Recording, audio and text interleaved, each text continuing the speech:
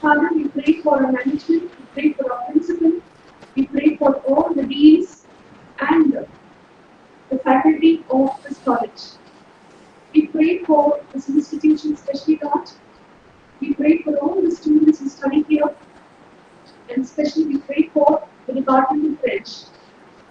Thank you, Lord, for the good work Mrs. Gauri and Mr. Arun is doing in this institution, Master.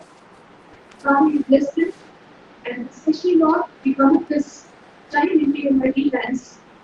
Father, we pray that you bless this session and, Lord, help us to have a very meaningful deliberations, Master. Help each one of the participants to find the session to be very useful, Lord. We commit this time, Lord, into your hands. We pray in Jesus' name. Amen. Amen. Thanks be to God. Small cheer and great welcome make a merry feast. I now call upon Ms. Gauri to propose the welcome address and introduce the speaker of today's session. Good afternoon to everyone gathered here and connected online. First of all, I thank the Lord Almighty for His abundant blessing in helping us in organizing this symposium. At this juncture, I deem it a privilege to welcome you all in this gathering. With a grateful heart, I welcome our principal, Dr. Paul Diabrand, who always encourages and motivates us in all our academic endeavors. Welcome, sir. I extend a hearty welcome to our guest of honor, Dr. Rajeshwari Chandrasekhar, retired professor at French Department, Madurai Kamaraj University. Ma'am has joined our session from London. We are glad to have you with us in this virtual platform. Welcome, ma'am. I extend a warm welcome to our conveners, Dr. S. Shobana, Dean of Arts, Dr. Violet Diabrand, Dean of Sciences, Dr. Denison Tamil, Head of Department, and Dr. Shanti, Associate Dean of Arts and Coordinator of Other Languages. Welcome, ma'am and sirs. I deem it a privilege to welcome all the faculty members of department for their efforts and guidance in imparting quality education to our students. Welcome, sir and ma'am. Last but not the least, with immense joy, I welcome all our students, participants, faculty and research scholars of our institution and other colleagues for our participation. Once again, I welcome one and all. Introducing the speaker. I deem it a great privilege to introduce the speaker of today's session, Dr. Rajeshwari Chandrasekhar, retired professor and head of French Department, Madurai Kamaraj University. Madam Rajeshwari hails from a French-speaking town, Puducherry, and her family has a great mastery over the language. Ma'am completed her bachelor's degree from Lycée Français, affiliated with the University of Rennes. She completed her master's degree in 1971 from Madurai Kamaraj University. She was awarded with the gold medal of Heber Meenakshi Sundaranath in the year 1973. In the same year, she was appointed as a lecturer in the Department of French. During the years 1981 and 82, Ma'am secured the French government scholarship and pursued her diploma in FLE at Sorbonne University. Ma'am is an excellent academician who has co-authored books like Hour of the Service, Volume 1 and 2 with CLA Fellowship, Mantra, etc. Ma'am is also a translator who has translated many books from French to her mother tongue Tamil. Some of her translations include Encore Saint Minute, Relief, etc. Ma'am has also promoted research through guiding a number of MPhil and PhD scholars. Dr. Rajeshwari has such rich expertise for today's session. Ma'am will enlighten us on the topic and overview of French literature through literary movements. I will hand over the session to you. Over to you, ma'am. Thank you very much, Gauri. Thank you very much, Gauri, to have. It's my pleasure, ma'am.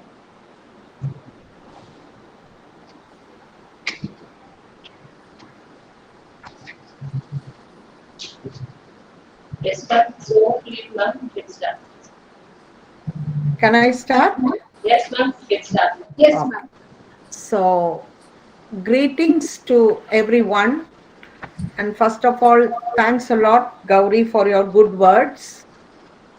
It is my privilege to be associated today with the Deanery of Academics, Bishop Herbert College, Tiruchirappalli. I am indeed proud to be part of this unique symposium bringing together Hindi and French. My special thanks to the conveners, the organizing secretaries, the organizing committee, and Dr. P. Rajaratnam, Associate Professor and Head Department of Hindi, Central University of Tamil Nadu, Tiruvarur, who had delivered his speech even today.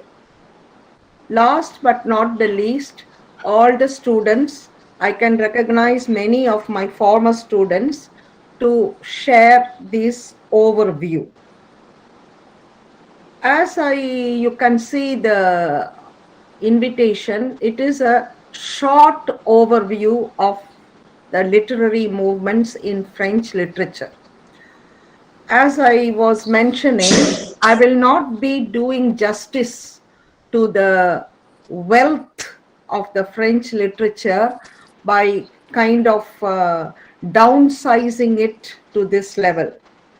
But we all have different restrictions, so I can't pretend to give you a big research paper in depth on French literature.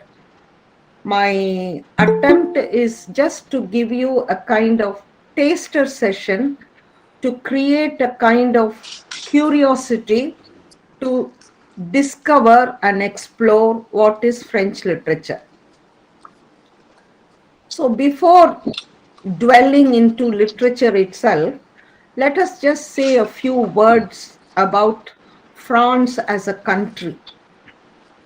France is one of Europe's largest countries.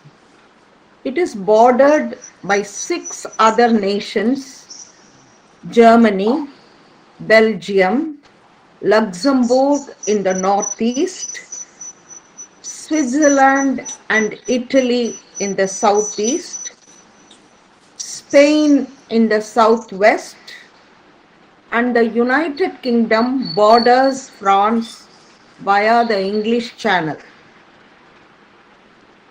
The culture of France has been shaped by its geography, the historical events, and by foreign internal groups. France, and in particular Paris, has played an important role as a center of literature and culture. In 2014, there was a global opinion poll conducted by the British Broadcast Corporation, which ranked France as the country of the 4th most positive influence in the world, behind Germany, Canada, and United Kingdom. So what is it we are meaning by French literature? So in a simple definition, French literature is the body of written works in French language, produced and written within the geographical and political boundaries of France. The French language was one of the 5 major Romance languages that developed from Latin. And you all know that the French literature has started right from the Middle Ages. So I am going to present to you in a nutshell the literary movements which started from 10th century to 20th century. So like around 900 to 2000 years of history. So I will not be able to do justice to the great names to the great masterpieces. So, because it is an overview, because it is a kind of glimpse of what is this French literature. So, the French Middle Ages started from the 10th century to the middle of the 15th century. At that time, there was no printing, there was no press, everything was handwritten. It was only manuscripts. And literature was not written in modern French, it is written in old French, like in English, in verses. Later, prose developed as a literary form. But that Middle Ages was not very fruitful in terms of literary creation, because there was two events which literally scarred that century. One was the War of 100 Years between England and France. And the other one was a pandemic. The pandemic which happened in the 14th century, which is called the Black Death. In French, it is La Peste Noire, the Black Plague. So as a result, creativity was curtailed. But however, I can quote a few names, mainly Chrétien de Troyes, Charles d'Orléans, Baudel, Christine de Pizan, and François Villon. There are two important works which are major to that Middle Ages. It is La Chanson de Roland and Le Roman de la Rose. So after the Middle Ages period, we are going to go into the 16th century, which is called the Humanist movement. The Humanist movement, you can guess, it is the movement where man is the center of the thoughts. So in the 16th century, the humanism is a European cultural movement. The humanists rediscover Greek and Latin cultures. They have a thirst for knowledge, for ancient languages and science. They place man at the center of their thoughts. They trust reason. The aim is to contribute to the personal, cultural, political development of man.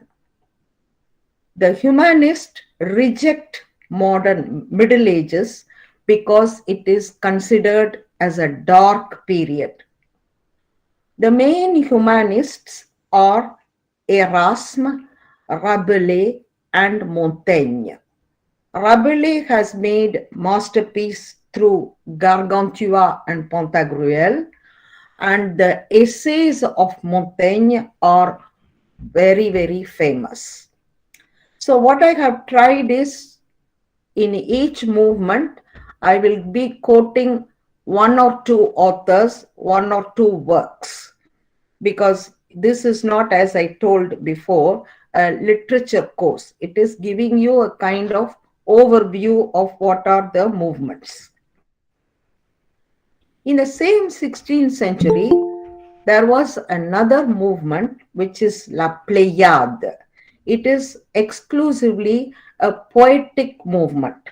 A group of 7 poets from 1549 to 1570 gathered together and called themselves the poets of the Pléiade.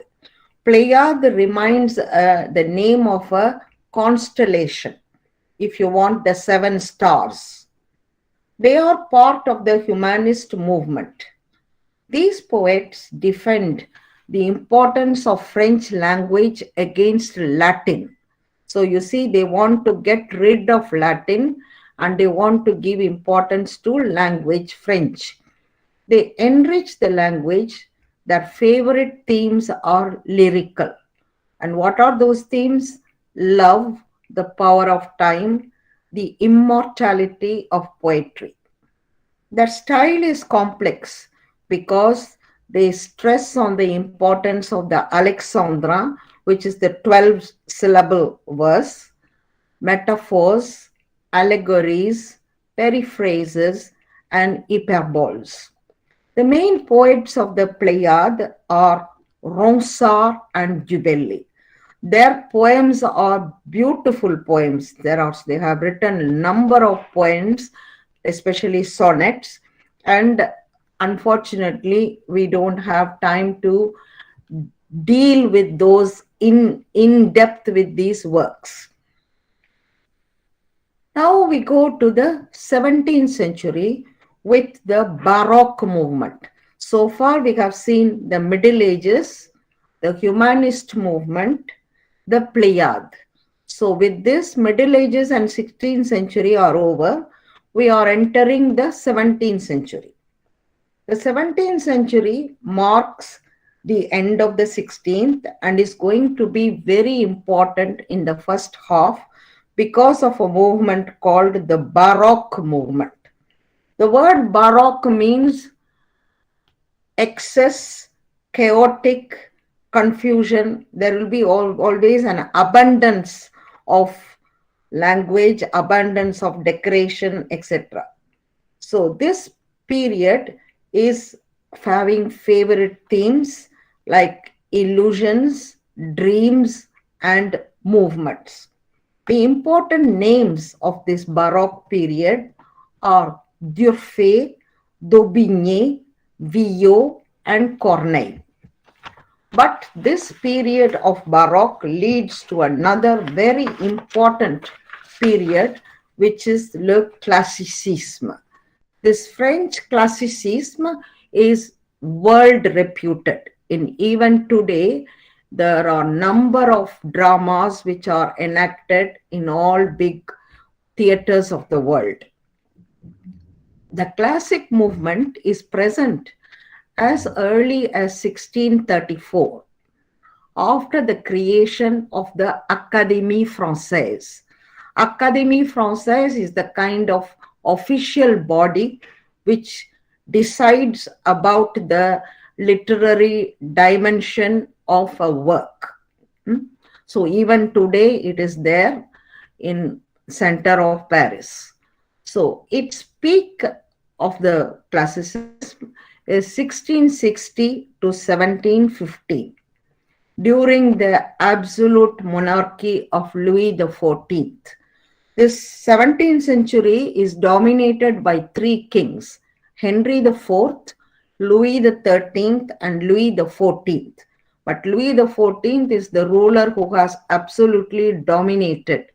He is called the Sun King, the king who has given the kind of grandeur to this 17th century.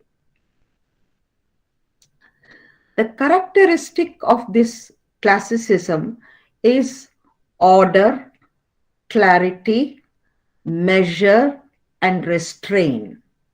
Far from the crowded Baroque, the classic writing must follow strict rules.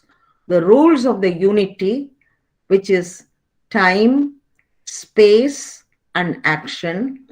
The rules of vraisemblance, which is truth-like, and the rules of bienséance, which is etiquette. So I explain. That means when a playwright is staging a drama, that drama should follow all these rules. And only at that time, it will be ratified by the French Academy as a classic play. And it will be supported and sponsored by the king. Otherwise, the playwrights cannot survive in those days.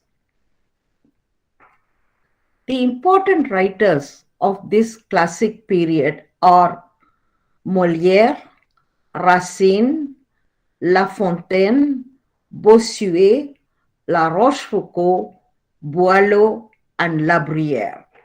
I feel very disappointed because I am not able to explain or to present these authors and their works to you.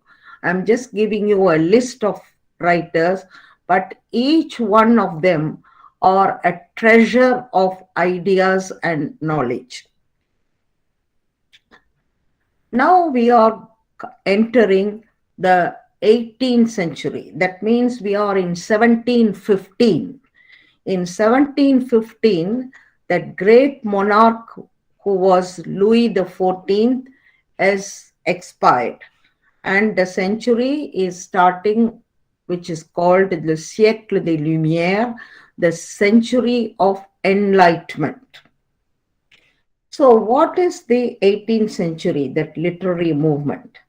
It is an intellectual movement of the 18th century that aims at developing knowledge and reason. Those writers are called les philosophes des Lumières. They are called philosophers because they emphasize on faith in scientific progress that will improve all dimensions of human life: social, cultural, political, artistic. This century emphasizes also on reason, on critical approach. They have faith in tolerance, in justice, in brotherhood and freedom. You see, all these elements are the ingredients of the French Revolution.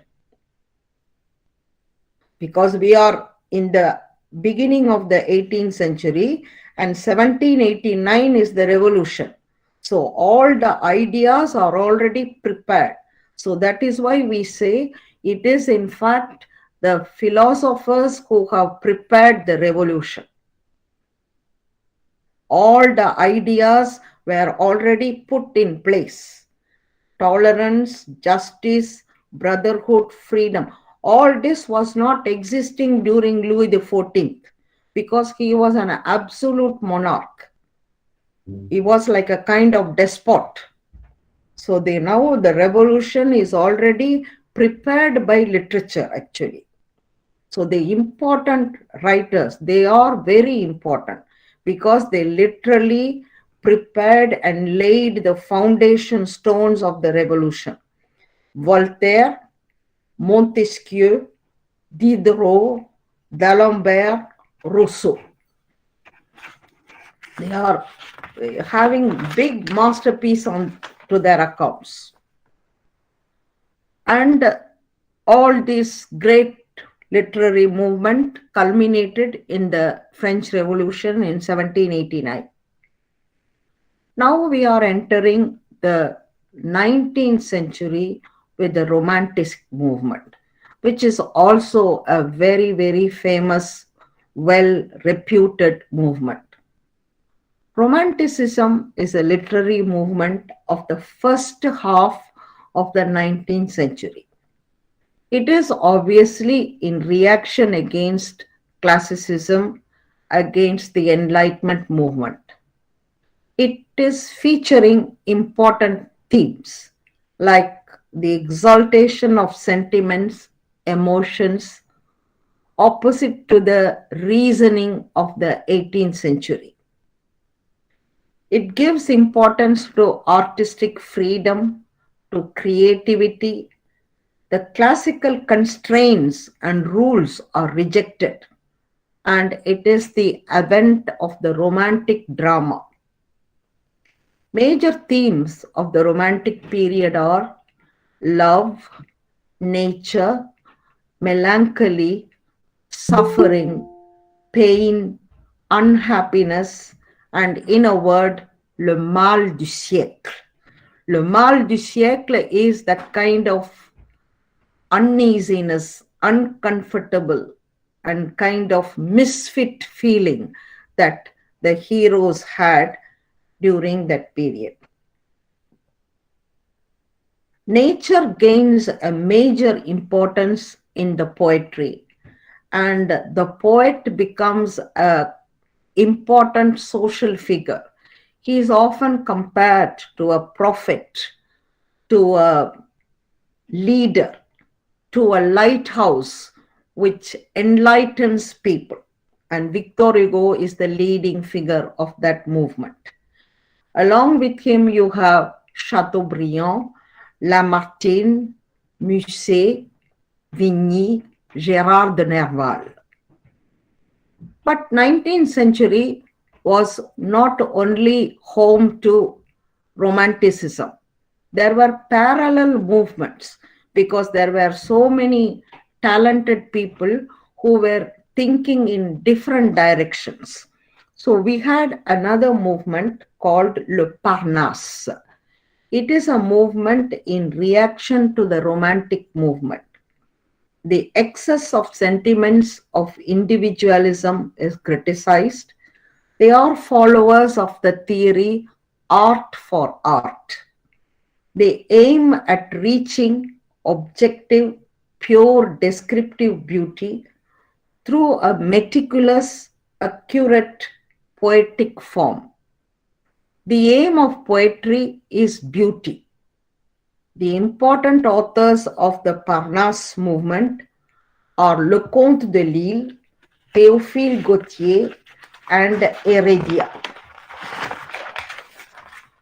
The 19th century, again, is seeing a third movement. So far we have seen the Romanticism, we have seen Le Parnasse, and now in the same 19th century, you have another movement, Le Realism, which is a huge movement which had a lot of followers, a lot of great names in that movement, and recognized by even other literature. The Realism movement is developed in reaction against Romanticism. The realist writers wish to counter idealism and lyrical romanticism. They reject all idealization of reality, and they want to represent most accurately possible reality.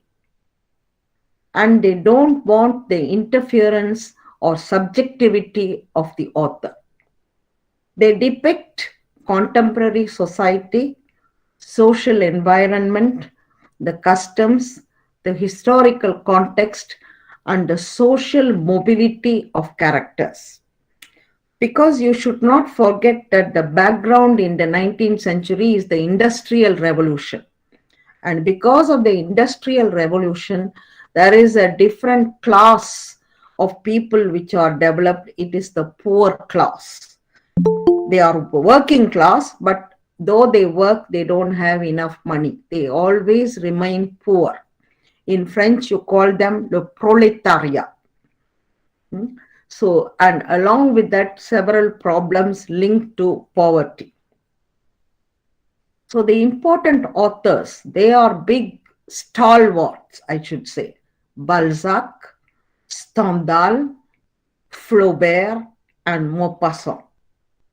Flaubert, Maupassant, their masterpieces are so great, as well as Balzac and Stendhal, that we can spend hours in exploring their works. 19th century is again seeing the blossoming of another important literary movement, which is le Naturalisme. It is a literary movement that transcended realism. That means it pushed the boundaries of realism. It is a kind of realism, but with a scientific approach. So the writers were influenced by sciences, and namely biology, the discovery about heredity. So they give a scientific dimension to the novel, le roman expérimental. The novel is for them a laboratory, actually. It is not a piece of literature. It is a place where they do experiments, where the hero is conditioned by heredity and by his social milieu, means the place where he lives. He has, in fact, very little freedom because he is conditioned by all these factors.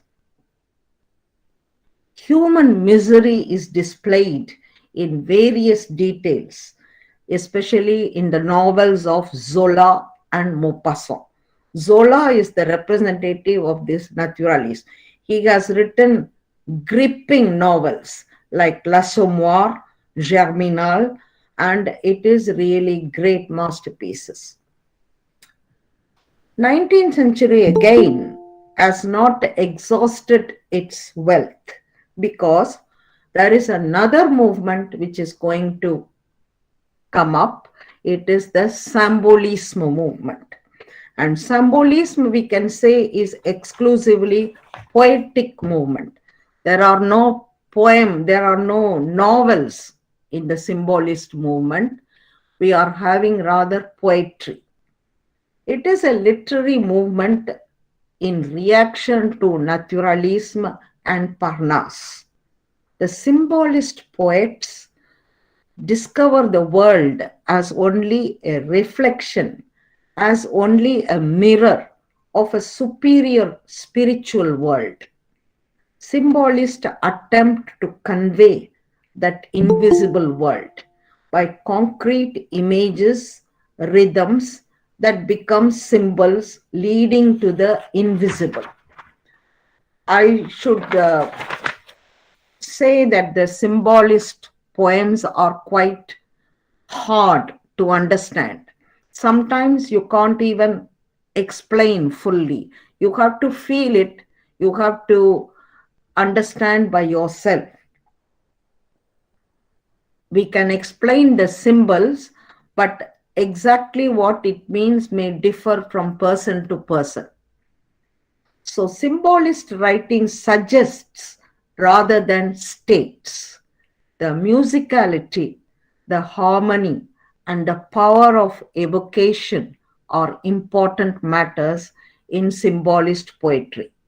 So among those poems, you have Baudelaire, Rimbaud, Verlaine, and Mallarmé.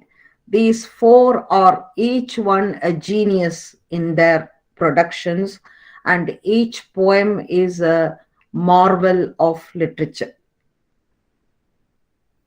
Now we have covered the 19th century. So to sum up, you remember we have seen le romantisme, le Parnasse, le réalisme, le naturalisme, le symbolisme. So many movements, all parallel and coexisting in that 19th century. So how rich was that literature at that time? Now we are slowly slipping into the 20th century. 20th century, you have to all remember, has been scarred by two major events, the two world wars. The first one, 1914-1918, the second one, 1939-1945. And they completely changed the thinking of people.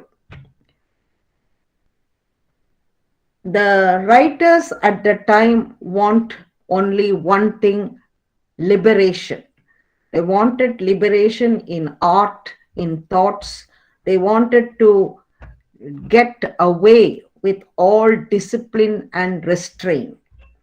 They wanted to get away with morality codes, with reason. And the pioneers of these thoughts were the surrealists. The surrealists, in the beginning called les Dadaistes, the movement is called Dada, explore the mysterious zones of subconscious, of dream, of love, and even mental illness. And they also rejected all rules in writing. You know, we have followed right from the classic period the number of rules and discipline that they had to follow to produce a piece of art. Whereas the surrealist writers reject all rules, even punctuation and the chronology. the grammar, everything is rejected. And literary production becomes a kind of shocking association of images. It becomes a kind of collage, a kind of puzzle which is put together. And they call it automatic writing. The important authors of this surrealist movement are André Breton, Éluard, Aragon, and Desnos. The 20th century has also seen a very much more important movement than surrealism. Surrealism, in fact, was very short lived because it was again it was a kind of experiment, and it didn't last as a long standing school of thought. So the absurd movement is much more important because the people who created it, who believed in it, and who made important masterpieces were very important. So I want to mention here Sartre, Camus, Ionesco, Beckett. So the two world wars have literally changed the thinking of people, and the writers were creating a new picture of man, and that picture is a very tragic image of man. They believed that man is only a puppet who is condemned to loneliness, that man is incapable of communication, and that this world is meaningless. And this is the picture, the pessimistic optique that the absurd writers are giving. The absurd theater is also well known because it rejected all the traditional rules. You remember these classic rules of the unity, of vraisemblance, bien, everything is knocked down. So they are against these traditional rules, and the notion of character, of plot, of time, the dialogues, everything disappears. And it is again an experimental theater that displays the loneliness and the absurdity of human life. And as I mentioned, these names are very important: Sartre, Camus, Ionesco, and Beckett. The 20th century is seeing also the blossoming of another quite a controversial movement called Le Nouveau Roman. We can say the new wave as it came in the cinema, we can call Le Nouveau Roman. It is a literary movement again which didn't last for long, around 10 years, 1950, 1960, that challenges all traditions of the conventional French drama. You know, these great authors like Balzac, Maupassant, Zola, Victor Hugo, Alexandre Dumas, all these names, all their theories are destroyed. And the Nouveau Roman brings new concept of chronology, of plot, and character psychology. The novel turns into again a writing laboratory. Often characters are just sketches, names, or initials. The thought process of characters have no chronology. The writing of the Nouveau Roman is accurate, objective, with major importance given to objects.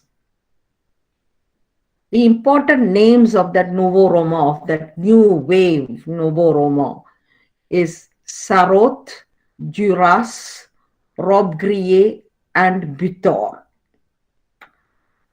So these are the important names of the 20th century Nouveau Roman. And as I was mentioning, though we had entered the 21st century, there is no literary movement in the 21st century, and there are only individual writers. And what I can add to this kind of talk I gave on this literary movement, France and French literature is not only closed within the hexagon. What I mean by hexagon, it is the French geographical boundaries, because France had an extensive colonization policy. They went beyond their borders. They went to faraway countries. Even to India they came. So they went to Africa, they went to Canada, they went to so many countries, that the French language developed even in their countries, and there is even a literature there. So, and that literature is called the Francophone literature.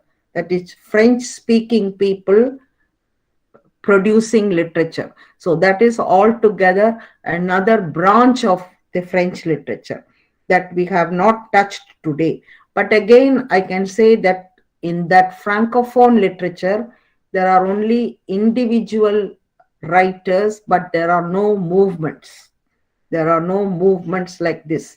There's not a school of thought like classicism, romanticism, realism, naturalism, nouveau romancier, etc. So I am happy to close my talk, and I can say that it was a very quick survey, a kind of overview of all the movements, and I'm quite thankful for your attention. And I can, if you are interested, I can just give you a final list of the most important French novels, 20 French novels right from the 16th century. So the first novel is Rabelais, 1532, Gargantua and Pantagruel. In 1666, Molière's Misanthrope, a play. He is, let us say, the English Shakespeare. In 1759, you have a philosophic tale composed by Voltaire called Candide. 1782, you have Les Liaisons Dangereuses, the dangerous liaisons of Laclos. 1830, you have Le Rouge et le Noir de Stendhal. In 1804, you have Indiana de George Sand. You have also Balzac, the Père Goriot. 1844, you have The Three Musketeers of Alexandre Dumas. 1857, Madame Bovary of Flaubert. 1862, Victor Hugo's Les Misérables. 1885, Belle Amie de Maupassant. 1885, Germinal of Zola. 1913, Alain Fournier's Jean Molne. 1913 to 1920, À la recherche du temps perdu de Marcel Proust. It's around 20 volumes. 1932, Le voyage au bout de la nuit of Céline. 1913, L'étranger de Camus. 1943, Le Petit Prince de Saint-Exupéry. 1944, Gigi, written by Colette. 1978, User's Manual by Claude Perec. 1984, L'Amant de Duras. These 20 works are considered as among the best 20 works in literature, in world literature, right? It's not only French literature. So I am thanking all of you for your kind and patient attention. And as I mentioned, I am quite sorry to not be fair towards these great masters, because I have done very quickly this talk. So thanks.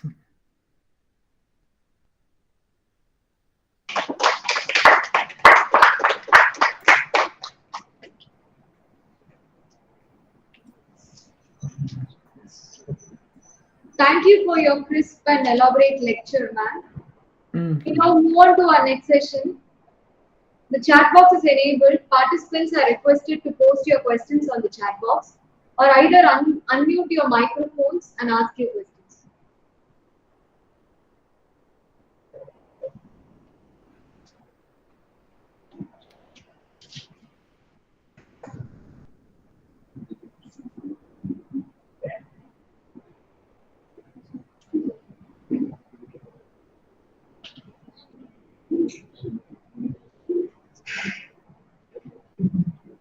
Ma'am, what are the Yes. interactions of classicism and romanticism in the society, and how do these lead to a change in the society, ma'am? Can I repeat, Sorry. ma'am? Yeah, please. What are the interactions of classicism and the romanticism in the society, and how do these lead to a change in the society? What is the key word you said? Interactions. Interaction. Interactions. You see, this is belonging to a complete different century, which is over, isn't it? Yes, So, in the classic period was during the 17th century, and the romantic period is during the 19th century. And in those days, it was the climate, that means the political, the historical climate, which was dictating these creations. So the 17th century was dominated by, as I said, by the King Louis XIV, and his motto was "Astruire a player." They wanted to educate the people and at the same time to entertain them. Because you will all agree with me that if I want constantly educate people, it will become annoying, it will become boring. So the idea was instruire, to teach, to educate, but at the same time entertain. So that is why the plays were given more importance, because it's a visual art rather than a book. If you go and see the play, it is more, the impact is bigger. So there was a real interaction between the society and the plays which were created in those days. Through these plays, they taught values. They taught moral codes, good manners, and lessons of obedience, lessons of hard work. All these values were expressed. But at the same time, they also made comedies, especially through Molière, where he exposed the vices of the society. If you see the plays of Molière, he will study how ridiculous is a upstart. You know what is an upstart? An upstart is a newly rich man. We witness these things even in our society. When the people suddenly become rich, how they are ridiculous. So that is le bourgeois gentilhomme. He also studied a vice, the miserliness, l'avare, the miserliness of people. He also studied hypocrisy. So there are many human vices which are exposed, and he wanted to correct, kind of bring a lesson to the society and explain how we should behave and with what measure we should have our defects and qualities. So that was the impact that I can say the classicism had. But at the same time, there were comedies which are very entertaining, and the secret agenda of Louis XIV was to entertain all the courtiers together so that they don't indulge in plotting, in developing strategies against him. So he was spending a lot of money in sponsoring the artists, in creating space for them for all these dramas and plays, so that the whole crowd is under his control. Mm. Now, coming to the Romantic period, what are the interactions? The Romantic period is totally different than Classicism. By the name itself, Romantic, you can see the thrust is on love. On love, and because of love, you have suffering, you have expectation, you have frustration. All this comes together. There is no love in a kind of just ideally, doesn't exist all by itself. So that century itself started by what they call le mal du siècle. That is, the heroes were kind of feeling uneasy, they were feeling frustrated, they were feeling uh, incompetent, they felt there is some big gap, there is something has to be done, and they are not able to achieve it. That kind of dissatisfaction. So that is le mal du siècle. So that feeling is depicted throughout, whether it is a novel or a drama or poetry. So if you take strictly the Romantic poets, you have Victor Hugo, Lamartine, Musset, Vigny, all these people created that hero who had that kind of mental makeup of suffering, of frustration, of bitterness, and all that. But at the same time, the 19th century, the Romanticism was also in the, what can I say, in the discovery of love, and how love is also found in nature. The discovery and the importance of nature, how the beauty of nature is in harmony with the mental makeup of the hero, of the Romantic hero. So because he is in love, he finds beauty everywhere. He finds beauty in the simple things or in the great creations of the world, like the sunset or the sunrise or the moonlight or a beautiful river.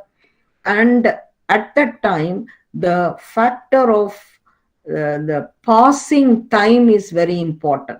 The Romantic hero wishes that time stops when he is happy, and that time goes fast when he is unhappy. That is one of his dreams. Yeah. But we all know that time is merciless. It follows always the same course.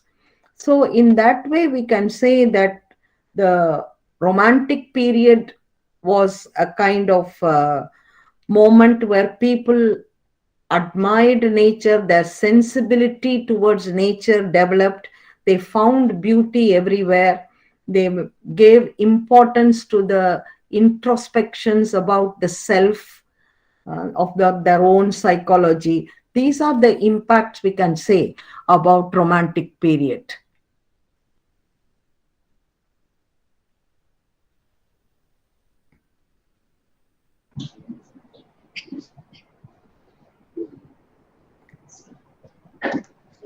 Thank you, ma'am. Thank you.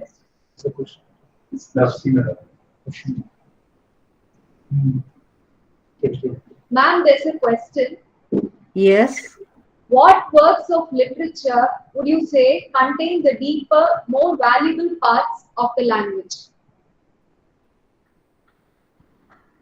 That is also a very difficult question, because as you all know, as for all languages, language is in constant evolution, right?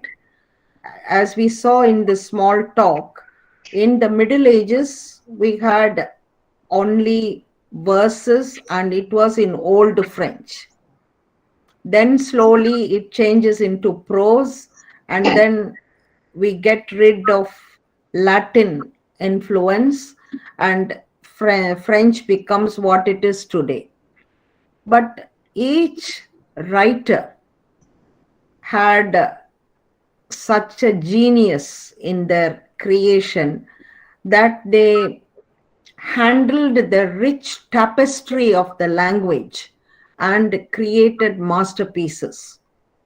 Some of them wrote at one